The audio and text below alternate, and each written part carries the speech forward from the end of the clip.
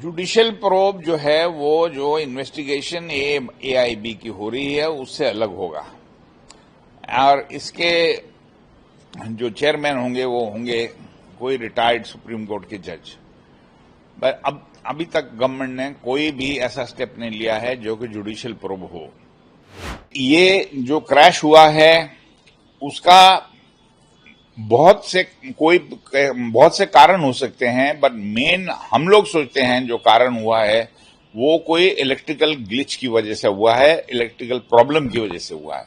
एक पत्र जो है आपने मंत्रालय को लिखा है, इससे पहले भी जब धन्यवाद सरकार हुआ था तब आपने सवाल खड़े किए थे चीजों को लेकर। क्या कुछ पत्र में डिटेल में बताइए, क्या लिखा गया पत्र में, क्या?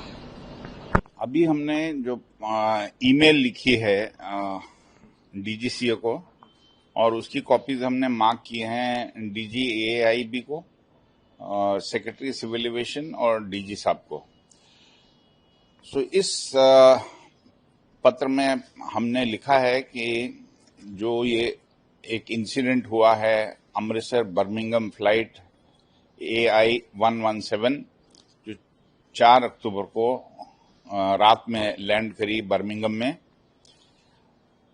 तो इसमें कुछ तकनीकी कारणों से इलेक्ट्रिकल सिस्टम से जुड़ी हुई वहां रैम एयर टर्बाइन जो है वो डिप्लॉय हो गया अप्रोच के ऊपर, जबकि जहाज 400-500 फीट ऊंचाई पे था और लैंडिंग कर रहा था।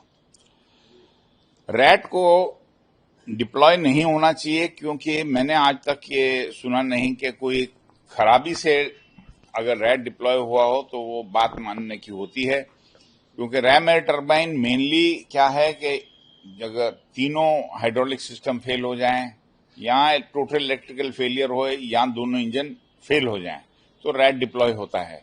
इसमें कुछ भी तकनीकी खराबी नहीं थी जहाज में, जहाज बिल्कुल सर्विसेबल था, हाइड्रोलिक सिस्टम बिल्कुल ठीक थे, इलेक्ट्रिकल सिस्टम बिल्कुल ठीक था, दोनों इंजन चल रहे थे, फिर भी रैट डिप्लॉय हो गया।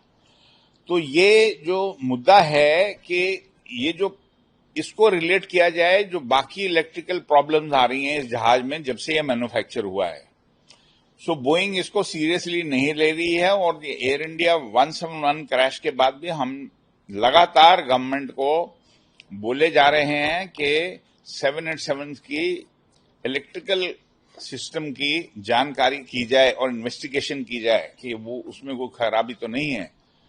पर आज तक ना डीजीसीए ने ना गवर्नमेंट ने कुछ भी ऐसे स्टेप्स नहीं उठाए हैं जिसमें कि ये इलेक्ट्रिकल सिस्टम जो 787 जहाज का है वो चेक किया जाए।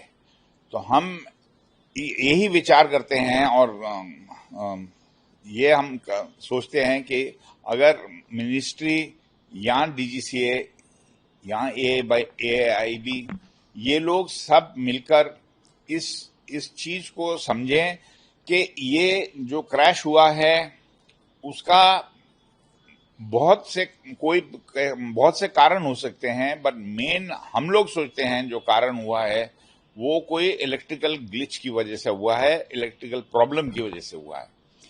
सो इस चीज को काफी सीरियसली लेना चाहिए और इसको ऐसे रद्द नहीं करना चाहिए और आगे कुछ भी ना करें।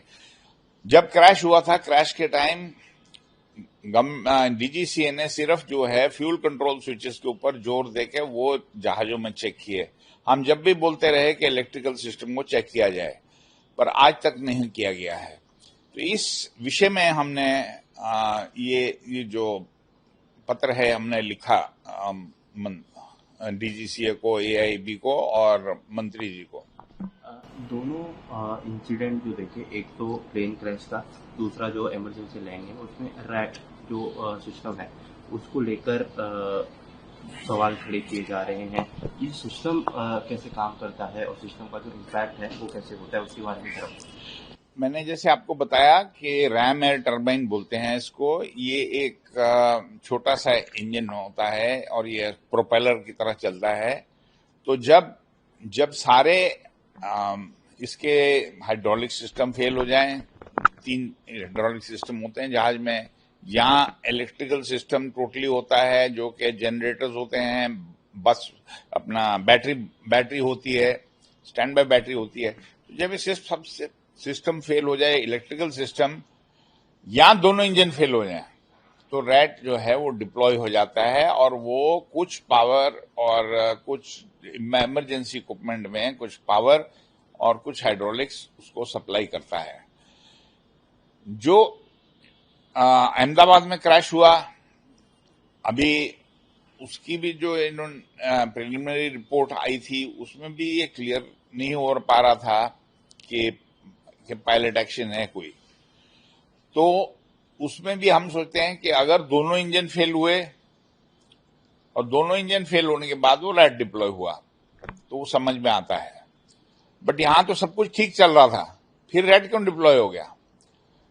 तो हमारे जो सोर्सेस के हिसाब से जो हमें मालूम चला है कि इसका जो एयरक्राफ्ट हेल्थ मॉनिटरिंग सिस्टम होता है, जो कि पूरे जहाज को उसकी मॉनिटरिंग चेक करता है इलेक्ट्रॉनिकली, और इसको बोइंग कंपनी वाले इसको देख सकते हैं क्या हुआ है।